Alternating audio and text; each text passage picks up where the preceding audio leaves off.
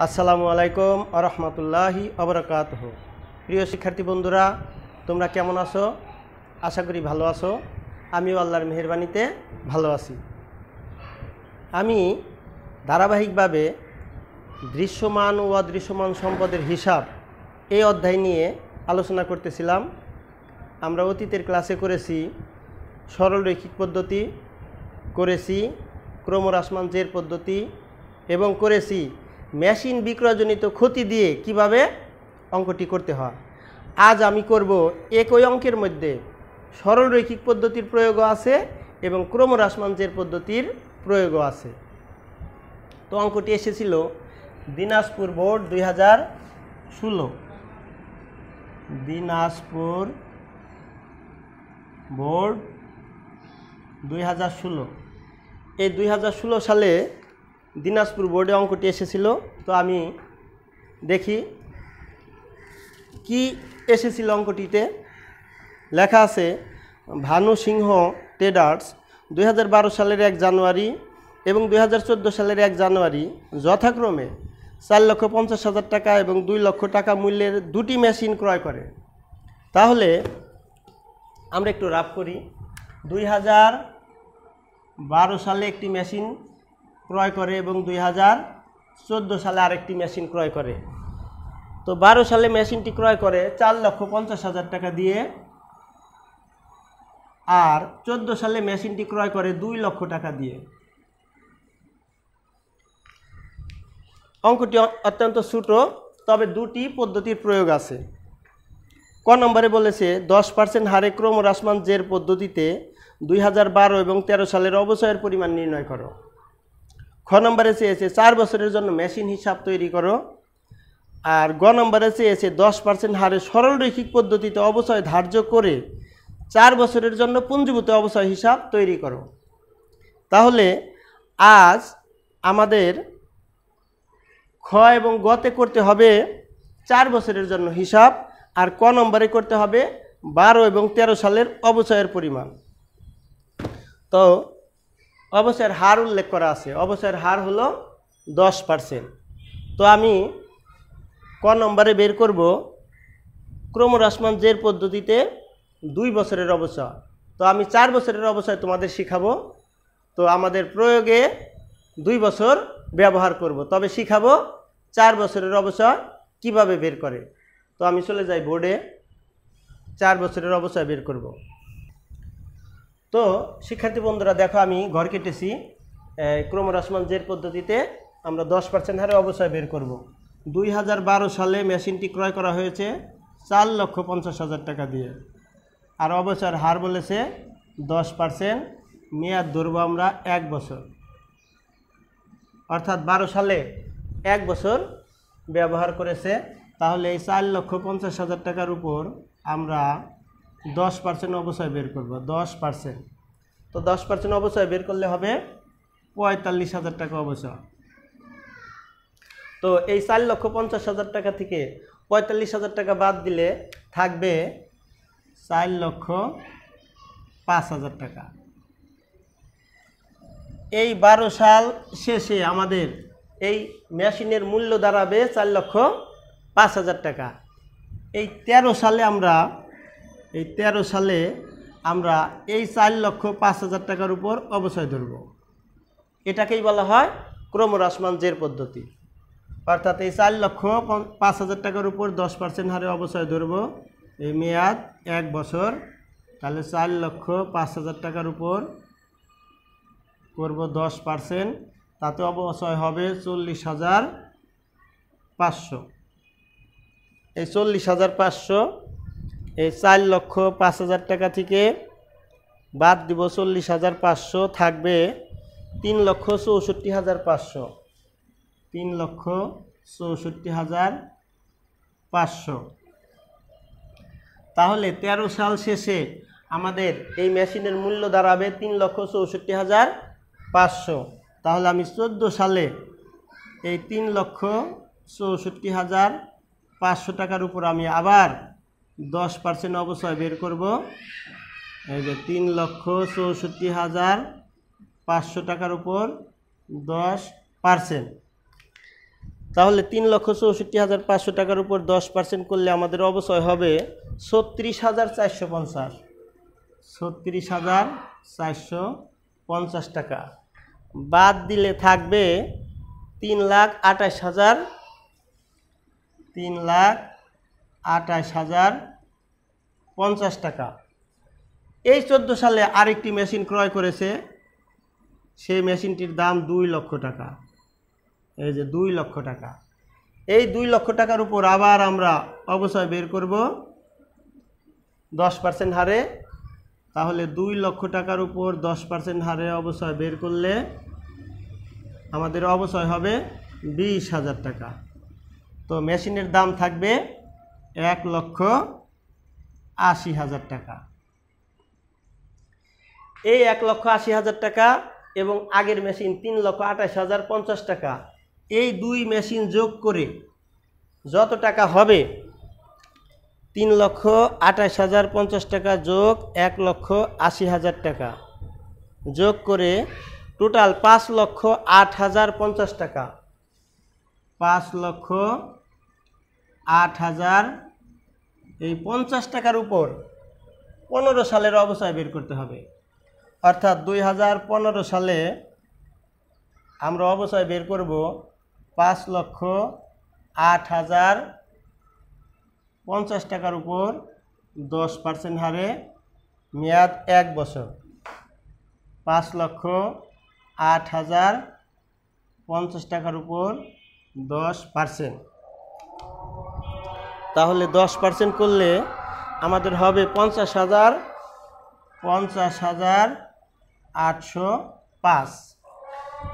বাদ দিলে থাকবে 4,57,000, 4,57,245। এ হইল আমাদের 4 বছরের অবচয়। শিক্ষার্থী বন্ধুরা, আমরা 4 বছরের অবচয় কিভাবে নির্ণয় করে ক্রমহ্রাসমান জের পদ্ধতিতে, এটা আমরা এই ছকের সাহায্যে শিখলাম। পরীক্ষায় কিন্তু আমাদের চেয়েছে প্রথম 2 বছরের অবচয়, অর্থাৎ এতটুকু করলে আমাদের হয়ে যাবে। তবে এই অতিরিক্ত করার কারণ হলো, যদি 4 বছরের অবচয় কখনো নির্ণয় করতে বলে কিভাবে করবে এটা তোমরা শিখতে পারবে। খ নম্বরে চেয়েছে 4 বছরের মেশিন হিসাব প্রস্তুত করো। তাহলে আমরা এখন যে ঘরটি কাটব, এই 4 বছরের একটি মেশিন হিসাব প্রস্তুত করো। তো আমরা চলে যাই 4 বছরের মেশিন হিসাব। শিক্ষার্থী বন্ধুরা দেখো, আমরা একটি খতিয়ানের ঘর কেটেছি। এখানে আমি 4 বছরের মেশিন হিসাব প্রস্তুত করব। আজ আমি জাবেদা না করে ডাইরেক্ট মেশিন হিসাব প্রস্তুত করব। তো আমরা জানি 2012 সালে একটি মেশিন ক্রয় করেছে 4,50,000 টাকা দিয়ে। এই যে 2012 সালে জানুয়ারির 1 তারিখ একটি মেশিন ক্রয় করেছে। তাহলে আমরা জানি জাবেদা করলে মেশিন হিসাব ডেবিট, নগদান হিসাব ক্রেডিট। মেশিন হিসাব আছে ডেবিট, এই ডেবিটের ঘরেই বসবে আমরা জানি নগদান হিসাব নামে। ডেবিটের ঘরেই বসবে নগদান হিসাব নামে। তাহলে সাথে সাথে ব্যালেন্সের ঘরে টাকা, এই 4,50,000 টাকা। তো এই 12 সালে আর কোনো মেশিন ক্রয় করেনি, এক দাগ দিয়ে ক্লোজ করে দিব। চলে যাব 2013 সালে। এই 13 সালের জানুয়ারির 1 তারিখে এই ব্যালেন্সটি আবার বসে যাবে। এই 12 সালের যে ব্যালেন্স, অর্থাৎ এটি ব্যালেন্স বিডি নামে বসে যাবে। ব্যালেন্স বিডি নামে এই ব্যালেন্সের ঘরে বসে যাবে 4,50,000 টাকা। তাহলে এই 13 সালেও কোনো মেশিন আর ক্রয় করেনি। 13 সালে আমরা এক দাগ দিয়ে ক্লোজ করে দিব। চলে যাব 2014 সালে। আবার 2014 সালের জানুয়ারি মাসের 1 তারিখে এই 4,50,000 টাকা ব্যালেন্স আবার ব্যালেন্স বিডি নামে বসে যাবে। ব্যালেন্স বিডি নামে বসে যাবে এই 4,50,000 টাকা। তো এই 14 সালে আরেকটি মেশিন ক্রয় করেছে জানুয়ারি মাসের 1 তারিখ 2 লক্ষ টাকা দিয়ে। তাহলে আমরা জানি মেশিন ক্রয় করলে মেশিন ডেবিট, নগদান হিসাব ক্রেডিট। মেশিন ডেবিট, এই ডেবিটের ঘরেই বসবে, এই যে ডেবিটের ঘরেই বসবে 2 লক্ষ টাকা নগদান হিসাব নামে। এই যে নগদান হিসাব নামে। তাহলে এই টাকাও ডেবিট, আগেও আছে ডেবিট, তাহলে ডেবিট ডেবিট যোগ হয়ে যাবে, অর্থাৎ 6,50,000 টাকা হবে ডেবিটের ঘরে। তাহলে আমাদের 14 সাল শেষ, 14 সাল শেষ, চলে যাব 2015 সালে। এই 2015 সালে জানুয়ারি মাসের 1 তারিখে এই ব্যালেন্স, এই 6,50,000 টাকা ব্যালেন্স জানুয়ারি মাসের 1 তারিখে ব্যালেন্স বিডি নামে বসবে এই 6,50,000 টাকা। তো আমরা এই 6,50,000 টাকা এই 4 বছর পরে এই মেশিনের ব্যালেন্স বা জের বা উদ্বৃত্ত পেয়ে গেছি। এখন আমাদের গ নম্বরে চেয়েছে যে সরল রৈখিক পদ্ধতিতে 10% হারে 4 বছরের পুঞ্জীভূত অবস্থা হিসাব প্রস্তুত করো। কয় বছরের? সরল রৈখিক পদ্ধতিতে 4 বছরের পুঞ্জীভূত অবস্থা হিসাব প্রস্তুত করো। তাহলে আমাদের সরল রৈখিক পদ্ধতিতে 4 বছরের অবস্থা জানা প্রয়োজন। তো আমরা এখন চলে যাব গতে। শিক্ষার্থী বন্ধুরা দেখো, আমি 4 বছরের অবস্থা নির্ণয় করব, কারণ আমরা পুঞ্জীভূত অবস্থা হিসাব প্রস্তুত করতে গেলে আমাদের 4 বছরের অবস্থা জানা প্রয়োজন। তো আমরা জানি 2012 সালে একটি মেশিন ক্রয় করেছে 4,50,000 টাকা দিয়ে, অবচয়ের হার উল্লেখ আছে 10%, তাহলে মেয়াদ হবে 1 বছর। তাহলে 4,50,000 টাকার উপর, এই 4,50,000 টাকার উপর 10% হারে অবচয় বের করব, তাতে হবে 45,000 টাকা। এই 12 সালে আর কোনো মেশিন নেই, আমরা এক দাগ দিয়ে ক্লোজ করে দিব। চলে যায় 2013 সাল।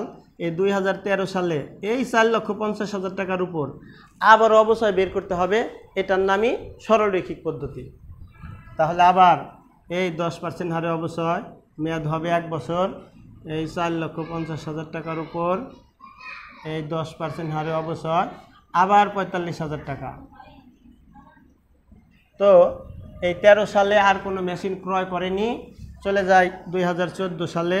এই 2014 সালে আবার 4,50,000 টাকার উপর অবচয় ধরতে হবে, এই 10%, মেয়াদ 1 বছর। এই 4,50,000 টাকা ইন্টু 10%, আবার অবচয় হবে 45,000 টাকা। কিন্তু এই 2014 সালে আরেকটি মেশিন ক্রয় করেছে 2 লক্ষ টাকা দিয়ে। এই 2 লক্ষ টাকা দিয়ে এটার উপরও 10% হারে অবচয় ধরতে হবে, মেয়াদ 1 বছর। তাহলে 2 লক্ষ টাকার উপর যদি আমরা অবচয় বের করি, এই যে 10% হারে অবচয় হবে 20,000 টাকা। অর্থাৎ 14 সালে আমার অবচয় হবে টোটাল 65,000 টাকা।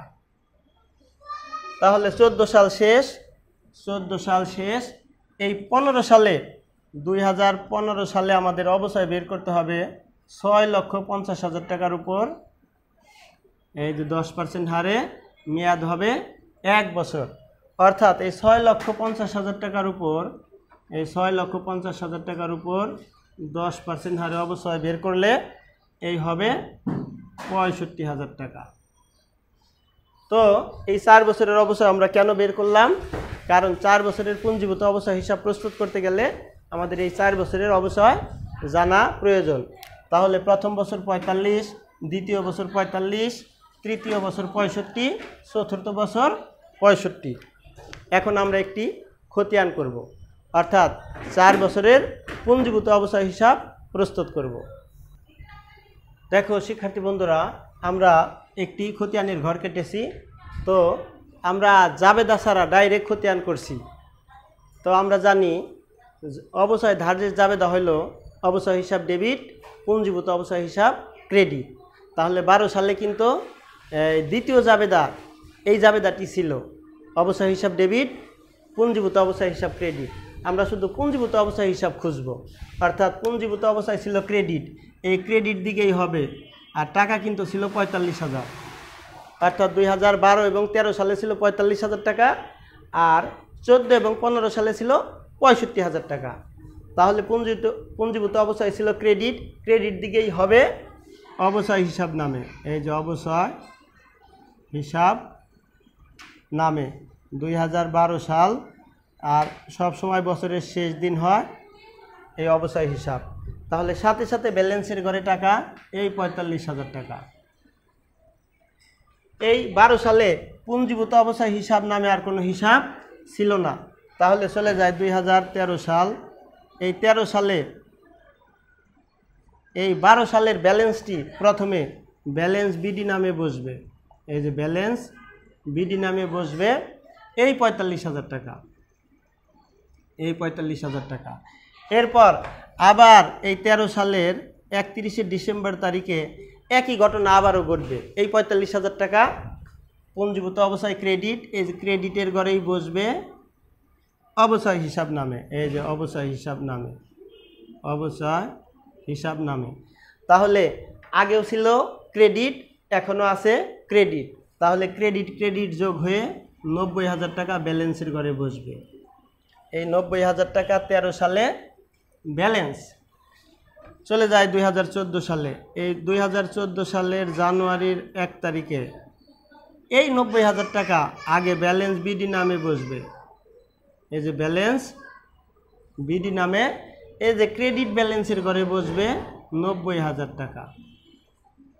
তো আমরা জানি এই ১৪ সালে আবার কিন্তু পুঞ্জীভূত অবচয় আছে, পুঞ্জীভূত অবচয় আছে। তাহলে ক্রেডিটের ঘরেই বসবে ৬৫,০০০ টাকা ছিল পুঞ্জীভূত অবচয়। এই ৬৫,০০০ টাকা বসবে কি হিসাব নামে? অবচয় হিসাব নামে। এই যে অবচয় হিসাব নামে। তাহলে এই ৯০,০০০-এর সাথে এই ৬৫,০০০ টাকা যোগ হয়ে যাবে, অর্থাৎ ৯০,০০০ টাকার সাথে ৬৫,০০০ টাকা যোগ হলে ১,৫৫,০০০ টাকা হয়ে যাবে ব্যালেন্স। এই ১,৫৫,০০০ টাকা। তাহলে ১৪ সাল কিন্তু শেষ। এই ১৪ সাল শেষ। চলে যাব ২০১৫ সালে। এই যে ২০১৫ সালের জানুয়ারি মাসের ১ তারিখ, এই যে জানুয়ারি মাসের ১ তারিখ এই ব্যালেন্স বিডি নামে এই ১,৫৫,০০০ টাকা সর্বপ্রথম বসাবো। বসানোর পর আবার এই ১৫ সালে কিন্তু ৬৫,০০০ টাকা পুঞ্জীভূত অবচয় আছে। তাই এই ক্রেডিট দিকে আবার এই ৬৫,০০০ টাকা বসবে অবচয় হিসাব নামে। এই বছরের শেষ দিন, বছরের শেষ দিন, এই যে অবচয় হিসাব নামে, অবচয় হিসাব। তাহলে এই ১,৫৫,০০০ সাথে এই ৬৫,০০০ টাকা যোগ হয়ে যাবে, যোগ ৬৫,০০০ টাকা। তাহলে ২,২০,০০০ টাকা। এই ব্যালেন্স দাঁড়াবে ২,২০,০০০ টাকা, ২,২০,০০০ টাকা। তাহলে আমরা এই ৪ বছরের পুঞ্জীভূত অবচয় হিসাব প্রস্তুত করতে পেরেছি। তো শিক্ষার্থী বন্ধুরা, আমরা আজ জাবেদা না করে ডাইরেক্ট খতিয়ান করেছি। আমরা অতীতের ক্লাসগুলোয় যেহেতু জাবেদা করে তারপরে খতিয়ান করেছি, আজ যেহেতু একটু শক্তিশালী বা একটু সবল হয়েছি, তাই আমরা জাবেদা না করে ডাইরেক্ট খতিয়ান করেছি। আজ দুটি পদ্ধতির প্রয়োগ একটি অঙ্কের মধ্যে আমরা করেছি। আশা করি সবাই বুঝতে পেরেছো। আর সবাই ভালো থাকবে, সুস্থ থাকবে। আর আমার চ্যানেলটি যারা এখনও সাবস্ক্রাইব করনি তারা দ্রুত সাবস্ক্রাইব করে নেবে। সকলকে ধন্যবাদ। আসসালামু আলাইকুম ওয়া রাহমাতুল্লাহি ওয়া বারাকাতুহু।